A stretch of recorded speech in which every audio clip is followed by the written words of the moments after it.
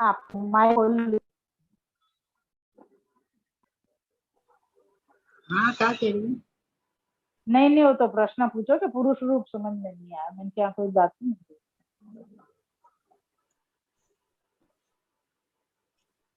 बाकी पहले कहा है तो गर्गाचार्य जी ने बताया तीनों प्रकार के जो नाट्य हैं वो तीनों को गुण के बालक है करके। तो वो अक्षर रूप बताया, अक्षर रूप नारायण, पुरुष रूप नारायण और अंतर्यामी रूप नारायण। तो वो कैसे प्रकार सु है तो उनके उनसे भी बढ़ के आपको बालक है, नारायण से भी बढ़ के ये प्रकार।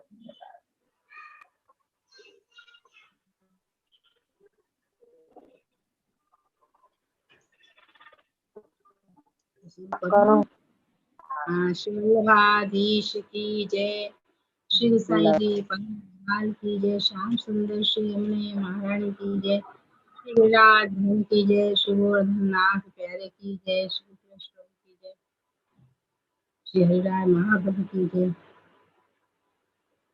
श्री द्वारकेश चरण प्रभु की जय। अभी अपन द्वारकेश प्रभु चरण की टीका को वर्णन कर रहे हैं। तो हमें अपन ने कल मंदम मंदम जल धरा के ऊपर थोड़ो प्रकाश डालो कि जो जलधर हैं जैसे बादल हैं उनको नाम जलधर कहिए हम। बादल ने जल भर के रखो है क्योंकि उनकी उपमा ठाकुर जी को दी जा सके। और सागर कह रहा है कि मेरी गंभीरता के लिए आपकी उपमा दी जावे है। तो वो अनुगर्जन कर रहे हैं कि भाई तुम तो धर्म के रूप में तुम्हारी तो उपमा दी जा रही है, पर मेरे तो पूरा धर्मी स्वरूप के रूप में उपमा दी जा रही है। यासु घनश्याम जो स्वरूप है वह स्वरूप में मेरी उपमा दी जाएगी। और घनश्याम के साथ बिजली भी आवे, यानी ठाकुर जी के संग स्वामिनी जी भी विराज रहे हैं। तो बिजली भी संग में रहेगी बादल के। तो वाको वाको गुमान है बादल की। तो वो ऐसे गर्जन कर रहे हैं कि जितने भी सिद्ध गंधर्व चारण आदि हैं जो गा रहे हैं वाद्य बजा रहे हैं तो उनकी संगत दे रहे हैं। जैसे तो ऐसे गर्जन कर रहे हैं। तो वो गर्जन भी मतलब प्रभु को सुहावे उत्तमता के में दियो जा रहे हैं। ये सब जगह उत्कृष्ट वातावरण हो रहे हैं वह समय। तो वो समय प्रभु को प्रादुर्भाव को है जो कह रहे हैं, वह समय प्रभु को प्रादुर्भाव है। जैसे तो जन्माष्टमी आवे तो का होवे कि अपन जब ठाकुर जी के पंचामृत स्नान हो रहे ना तब सर्व परम काल परम शोभन है। ये जो श्लोक है वहां से लेके कछु 7-8 श्लोक तक अपन को बोलने को होवे। वो 3 बार बोल के फिर पंचामृत स्नान करावे के हमारे। तो वो प्रकार जो ये काल है वो काल को पूरा वर्णन यहाँ में कल मैंने वो संपूर्ण कर दियो। अब आगे यूं कह रहे हैं कि जो ये सब बातें हैं तो काल यासु ऐसा नहीं भयो है कि मतलब प्रभु को प्रागट्य कोई काल के कारण प्रभु को प्रागट्य ऐसो भयो है। मतलब प्रभु को कहना ना कि बालक अच्छो होगो अच्छे काल में भयो तो बालक अच्छो काल सुंदर है वाली बात है। मतलब दोनों में बहुत फर्क है। जो अगर ऐसो हो तो वह समय पे तो अनेक बालकन के जन्म भय हैं तो वो सब ऐसे हो जाते। ऐसे हो जाने चाहिए कि ठाकुर जी के सम्मान हो जाने चाहिए, ऐसो नहीं भयो। ऐसे यहाँ पे ये समझ में है कि क्या भगवान प्रकट भय हैं तो काल ऐसो भयो है, और काल ऐसो भयो है तो भगवान ऐसे भय हैं ऐसो ऐसो नहीं है। ये बात यहाँ समझ में की है और दोनों बात में बहुत बड़ो अंतर है। तो ये समझ में आवे तब ये भगवान के कारण काल ऐसो भयो है, काल के कारण भगवान ऐसे नहीं हुए। तो ये एक प्रकार से सर्वोत्कृष्ट काल या प्रकार की प्रधानता को निरूपण भयो है। सर्वोत्कृष्ट काल यानी कृष्णास्य स्वरूप जो है, कृष्णास्य को वर्णन यहाँ पे इतना लंबो क्यों आ रहा है और ये तीसरे अध्याय को वर्णन तो क्यों हो रहा है, तो ये बात को समझने के लिए भी बहुत सुंदर बात है कि आनंद जो स्वरूप है वो ठाकुर जी को है, परमानंद स्वरूप है वो श्री स्वामिनी जी को है, और कृष्णास्य स्वरूप जो है वो स्वयं श्री महाप्रभु जी को है। मतलब कृष्णास्य स्वरूप तो कोई और हो ही नहीं सके श्री महाप्रभु जी के अलावा। तो वह प्रकार से प्रधानता को प्रकार में वर्णन कर रहे हैं तीसरे अध्याय में, और नाम भी तीसरो है, तो यहाँ को वर्णन बहुत ही सुंदर आगे आ रहा है। तो कृष्णास्य स्वरूप जो है वो प्रधानता है यहाँ की, और जैसे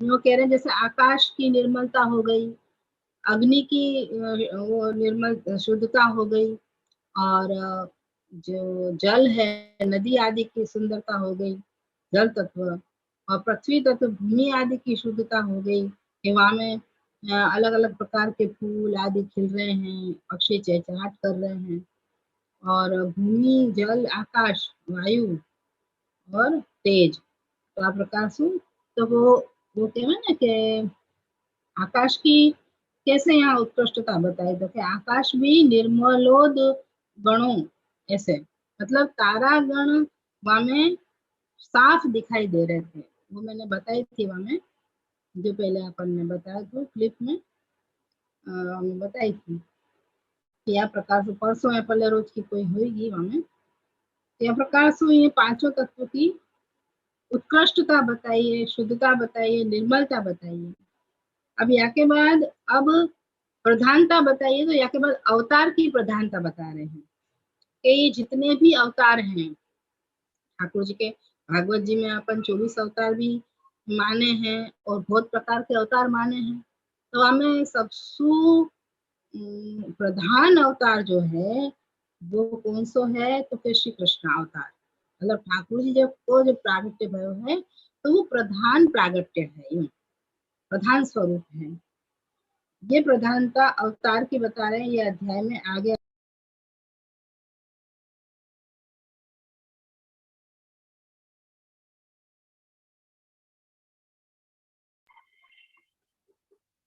वो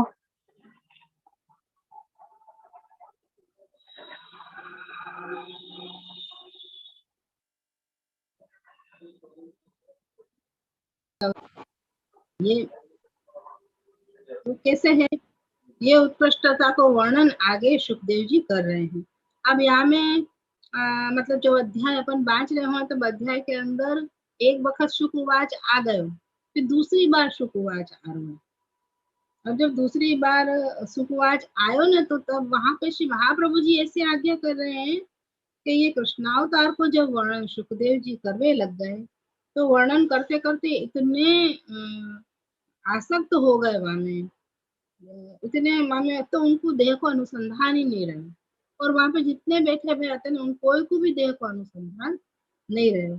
यासु दूसरी बार उन्हें शुकवाच कर्यो है, मतलब दूसरी बार यहाँ में ऐसो लिखने में आयो कि भाई शुकवाच यानी वापिस सुखदेव जी और आदि जितने भी बैठे हुए थे उनको वापिस अनुसंधान आयो, और उनने फिर से वापिस कथा शुरू करी ठाकुर जी के प्रागट्य की। नहीं तो यूं कहे कि भाई दोबारा ऐसे शुकवाच नहीं आवे, एक वक्त आ चुको है फिर वापिस क्यों आएगा, तो दोबारा नहीं आना चाहिए, तो यासु या को प्रकार आयो है। तो आगे जो है वो आखो ठाकुर जी के स्वरूप का वर्णन है कि अंबुजे क्षण पीताम्बर ऐसे करके आखो वर्णन है। तो बड़ो ही कृष्णावतार को वर्णन बहुत ही सुंदर यहाँ पे कर रहे हैं, बहुत बड़ो ही मतलब प्रधान स्वरूप है।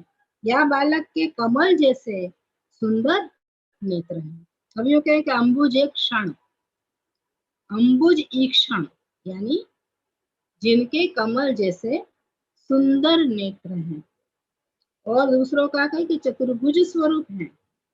वो बालक कैसे हैं, तो क्या चतुर्भुज स्वरूप हैं, और चार आयुध वाले हैं, शंख गदा आदि जो श्रीवत्स को चिन्ह, गले में कौस्तुभ मणि शोभित हो रहे है, पीताम्बर धरा रखे हो, ऐसे सुंदर आप प्रकट भये हैं।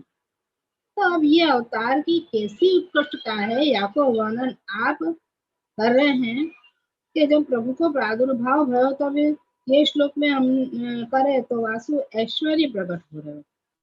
जैसे काल को आए हो तो वासु का ऐश्वर्य प्रकट हो रहे हो। अब कितनी बार अपन अभी यही वर्णन आ रहा है कि आपके अंदर सारे धर्म हुए, भग हैं आप, भगवान, यानी जैसे धन हो कोई के पास तो वो धनवान कहवावे, कोई के पास विद्या हो तो वो विद्वान कहवावे, या प्रकार से कोई ज्ञान हो तो ज्ञानवान कहवावे। ऐसे ठाकुर जी के पास ऐश्वर्य, वीर, यश, श्री, ज्ञान और वैरागी, ये 6 प्रकार के गुण धर्म हैं। यही सो आप भगवान कहवावे। तो या में आप स्वयं भगवान हैं, वहां के वो बतावे के लिए आप सर्वोत्कृष्ट है, ये बतावे के लिए सबसे पहले ऐश्वर्य धर्म को काल परम शोभन करके ये ऐश्वर्य बताया आपने। क्योंकि कोई आवे तो क्या ना, जैसे तनु केवे तनु राजा कि भाई आपको प्रभावित कर रहा है कोई व्यक्ति, तो आपको ऐश्वर्य दिख रहा है। कोई व्यक्ति आपको प्रभाव ही नहीं डाल रहा है कि हाँ ठीक है, परंतु कोई चकाचौंध वाली चीज है तो वो ऐश्वर्य आदि। तो ऐसे ही यहाँ पे जब काल आदि जो है वो एकदम उत्कृष्ट होके निकले हैं, तो यासु आपको ऐश्वर्य प्रकट हो गए हैं। तो ये ऐश्वर्य को प्रकार है, क्योंकि आप भगवान हैं तो 6 गुण वाले हुए उनको ही भगवान कहे जा सकते।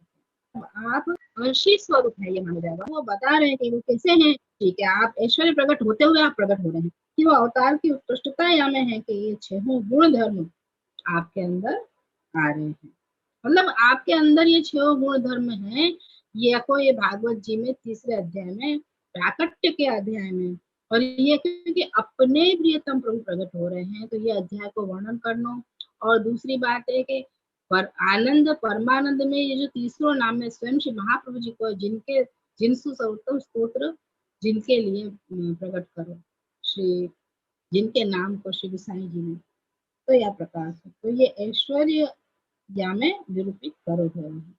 ये काल भी सेवा में आ गए हो, तो उत्कृष्ट हो गए हो कि काल ने अपनी संपूर्ण रूप से सेवा करने लग गए तो भगवान को। तो अब यो कहने कि भगवान को वीर्य क्या है, तो यो कहने कि भगवान अद्भुत है ना, कि अद्भुत बालकाय नमः ऐसे आवे है।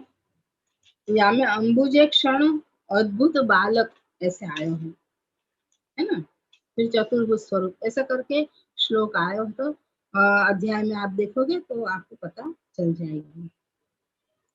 तो यूं कह रहे हैं कि आगे वीर्य क्या है कि भगवान अद्भुत है, अद्भुत स्वरूप है। जैसे पहले अंबुजे क्षण आयो, ऐसे आगे अद्भुत मतलब एक श्लोक के अंदर आपको ऐश्वर्य, वीर्य, यश, श्री, ज्ञान, वैराग्य ये सब आ जाएगा। तो वो वाको वर्णन हो रहे है। उनके पहले भगवान अंबुजे क्षण बताए, तो अंबुजे क्षण बताए और अद्भुत बताया, अद्भुत बालक, फिर अंबुजे क्षण आएगा। तो पहले अद्भुत बतायो है कि अद्भुत बालक को प्रागट्य भयो है। तो यहाँ पे वीर्य क्या है, अद्भुत, कोई आश्चर्य वाली चीज हो ना तो आपको अद्भुत कह सके, अद्भुत स्वरूप है आपको। अद्भुत वस्तु कौन को कह सके आप बताओ, कि कोई वस्तु कभी देखी नहीं हो, वो एकदम से अपन को दिखे तब अपन वहां को आहा अद्भुत, ऐसा तो कभी न कभी सोचो न कभी देखो, ऐसी कोई वस्तु अपन को दिखे तब वह को अद्भुत कही जाए, तो वो आपके वीर्य स्वरूप है। यानी आप लोक वेद में प्रसिद्ध तो हैं, तम कहिए ना, तम यानी आप लोक वेद में प्रसिद्ध हैं, और तो भी तत्शब्द स्वपन के हैं कि भाई ये तो प्रसिद्ध है, तत् यानी वो, ऐसो। तो तत्शब्द कब तब कब कही जाए कि जब अपन कोई को जानते हुए, भाई वो है ना ऐसो, तो ऐसे करके अपन बात करेंगे, क्योंकि वो अपन वाकू जानते हो या लोग वाकू जानते हो तो तुम बोलोगे तत्। तो जब भी वेद में तत् शब्द को प्रयोग हो तो लोक वेद में प्रसिद्ध जो है वो स्वरूप यूं। तो वो तम शब्द सु ये तो आ गया कि भाई लोक वेद में तो प्रसिद्ध है, यानी वो ऐसे हैं। तब कही जाए कि जब कोई जानकार व्यक्ति हुए नहीं विषय की है। अब यहाँ पे यूं कह रहे हैं कि तम आयो है तो तत् शब्द आयो है।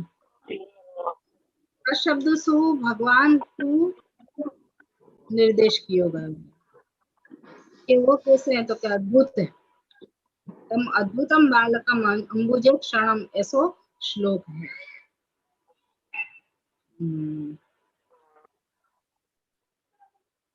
तो यहाँ कह रहे हैं कि भाई अलौकिक कौन को कही जाए, आपको अद्भुत कहिए तो आपको वीर्य स्वरूप है, तो अलौकिक है। अद्भुत यानी अलौकिक, जो कोई लोक वेद में होए वाकु तो अलौकिक अपन नहीं कह सके भाई अपन जाने जाके वस्तु को, वाकु तो अपन अलौकिक नहीं कह सके। अपने काम जो अपन रोज कर रहे हुए वाकु अपन कैसे अद्भुत मानेंगे भाई, रोज रोज कोई काम है तो अद्भुत नहीं। परंतु कभी अपन को अलग सु कछु कार्य करके और वाकु बताना पड़े तो फिर वो अद्भुत कही जाए।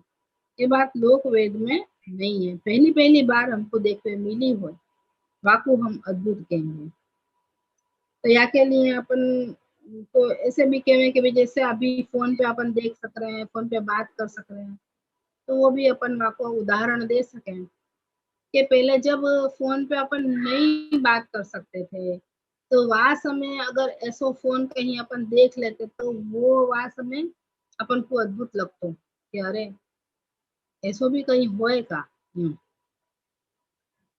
तो शायद के यहाँ से बैठे बैठे का हम कोई से बात कर सके, कोई को देख सके, ये एक प्रश्न चिन्ह तो आज तो अमुक साल पहले। परंतु आज अपन को ये हमें कोई अद्भुतता नहीं दिखे, क्योंकि अरे बात कर रहे का हो गया, फोन से तो सभी बात कर रहे हैं। क्योंकि वो वह समय अद्भुत थे, वह समय ये चीज वस्तु नहीं थी। परंतु ठाकुर जी में ऐसा नहीं है, ठाकुर जी में तो अद्भुतता है। क्योंकि आप लोक वेद में जो सिद्ध बात है वाकु भी आप उल्लंघन मतलब उल्लंघन नहीं कर सके, याके लिए आप में अद्भुतता है। तभी तो आश्चर्य हुए कि ठाकुर जी सब कुछ कर सके, पर ठाकुर जी के बीच में अगर प्रभु की इच्छा नहीं होए तो वो कार्य कभी हो ही नहीं सके। और प्रभु की इच्छा है, सर्व कारण रूप है, तो ये बात में अद्भुतता है प्रभु की, या सो अलौकिक स्वरूप आपको है। तो ये अद्भुत शब्द सु वीर्य गुण हमें बताए। तो अपन में ऐश्वर्य देखो कि काल जो है वो शोभा वालो हो गयो, और वहां अपने सब प्रकार के उत्कृष्टता प्रकट करी, और या के बाद आपको अद्भुत स्वरूप है। तो वो अवतार की उत्कृष्टता कि भाई अवतार ठाकुर जी को प्रकट भयो है, आप कृष्णावतार है तो कृष्ण प्रकट है, तो ये सबसु उत्तम है, सबसु प्रधान है, वो बतावे के लिए आपको अद्भुत चाहिए, तो आपको वीर्य गुण है। और तीसरो ये बता रहे हैं जैसे लोक वेद भी आपको उल्लंघन नहीं कर सके, मतलब आपको वीर्य कहो जाए, तो प्रभु ऐसे अलौकिक हैं। और लोक और वेद की भी जहाँ गम्य नहीं हो ये बतावे के लिए आपको वीर्य गुण यहाँ पे प्रकट भयो है। अब प्रभु को यश गुण का वर्णन यहाँ बता रहे हैं कि तम अद्भुतम बालकम। तम को वो वर्णन जो काल वगैरह तो आपको तम में वर्णन आ गयो, और अद्भुतम में वीर्य गुण को वर्णन आयो, और अब बालकम में यश गुण को वर्णन आ रहा है। तो बालक है तो बालक के सुंदर सुंदर अर्थ किए हैं। तो एक अर्थ तो ऐसा हुआ कि बालक यानी बालक यानी बाले बाले बाले क इति बालक, यानी प्रभु के एक एक बाल यानी एक एक रोम में, यानी ब्रह्मा यानी ब्रह्मांड विग्रह है। एक एक रोम कूप में कोटि विराट सम अनंत कोटि ब्रह्मांड, ऐसा कीर्तन में भी आवे है। तो ऐसे सुकृत इन ब्रजवासिन, ऐसो कौन सुकृत इन ब्रजवासिन कीनो, ऐसा करके कीर्तन भी आवे है। तो अनेकानेक ब्रह्मांड जिनके एक रोमकूप में विराज रहे हैं, तो वो है बालक, यानी बाल और फिर क यानी ब्रह्मांड। तो क को अर्थ ब्रह्मांड बताया है, और बाल यानी ठाकुर जी के रोमकूप। तो आप प्रकार से एक एक रोमकूप में कोटि ब्रह्मांड है। तो उनके एक एक बाल में क है, यानी ब्रह्मा को भी ब्रह्मा यानी ब्रह्मांड। यहाँ पे ब्रह्मांड विग्रह ब्रह्मा जी भी यहाँ पे सृष्टिकर्ता नहीं है, पर ब्रह्मांड के जो स्वरूप हैं, 14 लोक विराट स्वरूप जो है वो ऐसे उनके एक एक रोम में है। खाली ब्रह्मा को नहीं लिया कि ब्रह्मा जी जो जिनने सृष्टि करी है वो नहीं, 14 लोक जो हैं वो यहाँ में ब्रह्मांड के रूप में लिए हैं। वो आपके एक एक रोम में है, एक एक बाल में है। ऐसो यश आपको सर्वत्र फैलो भयो है। मतलब आपको यश को वर्णन यहाँ पे चल रहा है, मतलब आपको यश भी कितना उत्कृष्ट है ठाकुर जी को। तो ऐसे कृष्ण के आश्रय स्वरूप श्री महाप्रभु जी हैं। और दूसरो ऐसो भी अर्थ यहाँ पे बता रहे हैं कि बालक जो हैं उन बालकन को भी क को अर्थ यहाँ पे सुख है। तो यहाँ क के बहुत अर्थ हुए हैं। एक तो क को अर्थ ब्रह्मा भी आ गए हो, जो एक अर्थ सुख भी है। तो बालकन को भी क यानी सुख जिनसु है। ऐसे बालक बालकन पूतना ने दिए थे, उन बालकन को अपने अंदर आपने भगवान ने ले लिया अपने उदर में। तो भगवान ने फिर उन बालकन के भाव को पोषण करने के लिए, अलौकिक करने के लिए, उनमें भक्ति को प्रदान करने के लिए ही आपने दुग्धादि आरोग्यो चोरी करी, कभी मिट्टी भी खाई, पूतना के स्पर्शादि दोषों को मिटाने के लिए अपने चरणारविंद संबंधी मट्टी भी खवा के उनको भक्ति प्रदान करी। तो ऐसे करने के लिए आपने ऐसे ऐसे अनेक प्रकार की लीलाएं करी है कि उन बालकन को सुख मिले। बालकन को सुख देने वाली लीलाएं या लिए भी आपको बालक हैं। मतलब बालक के बहुत अलग अलग अर्थ यहाँ पे बता रहे। एक और अर्थ क्यों है बाल यानी बालक क यानी ब्रह्मा जी, तो जिनके वो भी बालक शब्द को अर्थ हो गए कि ब्रह्मा जी जिनके बालक हैं। मतलब उनसु प्रकट भय है, यासु उनके बालक है। तो ये सब भगवान को यश स्वरूप प्रकट हो रहे हैं, ये सब भगवान को यश है। तो ऐसे भगवान को यश बहुत प्रकार से है, फैलो हुआ है, एक प्रकार से नहीं है। कोई को भी यश एक ही प्रकार से फैलो हुआ है। जैसे कोई यूं कहे बहुत दानी है, बहुत वीर है, या बहुत गान अच्छो करे, या बहुत अभिनय अच्छो करे। तो मतलब अलग अलग प्रकार के जो यश के स्वरूप हैं, तो सब में एक ही प्रकार का यश हुआ है। कोई कोई में दो प्रकार के भी हुए हैं, पर भगवान को जो यश है वो सब प्रकार से, सब तरह से फैलो भयो है। यासु ऐसे अद्भुत पराक्रम सुयुक्त यश गुण को निरूपण यहाँ पे पूरा कर रहे हैं। जैसे तम अद्भुतम बालकम, यानी यही श्लोक के अंदर तम में तो ऐश्वर्य को वर्णन आयो, अद्भुतम में वीर्य का वर्णन, और बालक में यश को वर्णन आयो, ऐश्वर्य वीर यश। अब यहाँ पे आगे शोभा कैसी है ठाकुर जी, श्री को वर्णन आ रहा है। अब भगवान की शोभा कैसी है कि श्री गुण धर्म वाले जो हैं, तम अद्भुतम बालकम अंबुजे क्षणम, आपकी शोभा अंबुजे क्षणम है। यानी ये एक ही श्लोक में एक एक पद से एक एक गुण बता रहे हैं। अंबुजे क्षणम यानी अंबुज कहवे कमल को, अंबु यानी कि जल, और जल में सु जो उत्पन्न होवे वो कमल। वो अंबुज यानी कमल के समान ईक्षण यानी नेत्र जिनके हैं, कमल के समान नेत्र जिनके हैं, ऐसे अंबुजेक्षण भगवान, ये भगवान की शोभा ही तो है एक प्रकार की।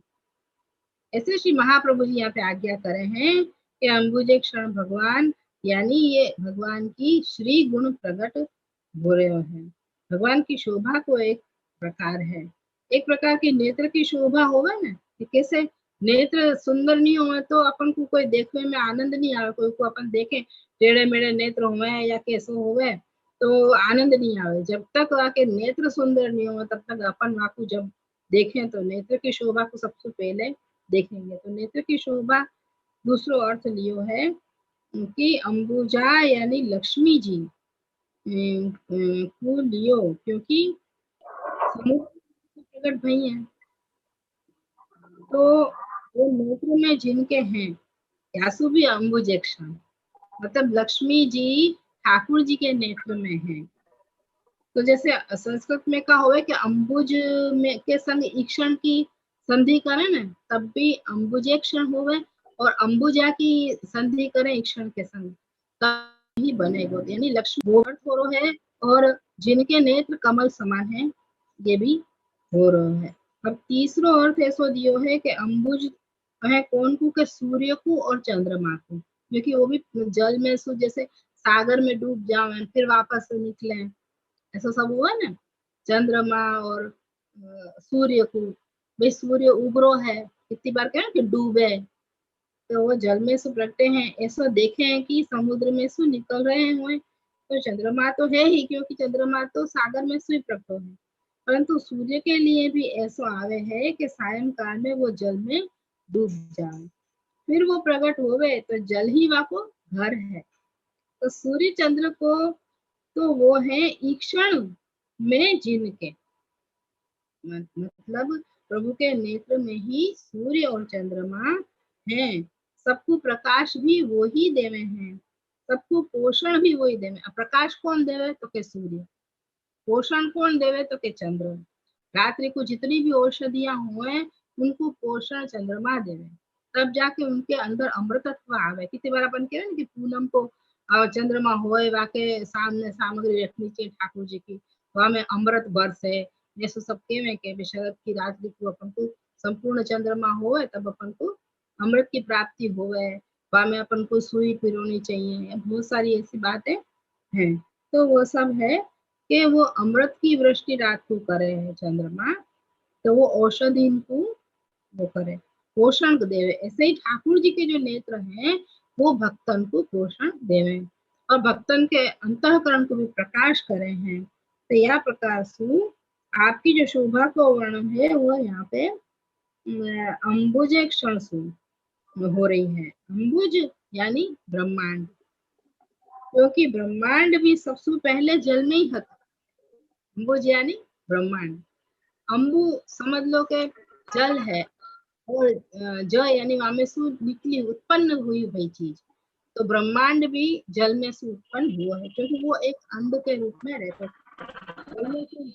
ब्रह्मांड को भी अंबुज शब्द से कहा जाए है।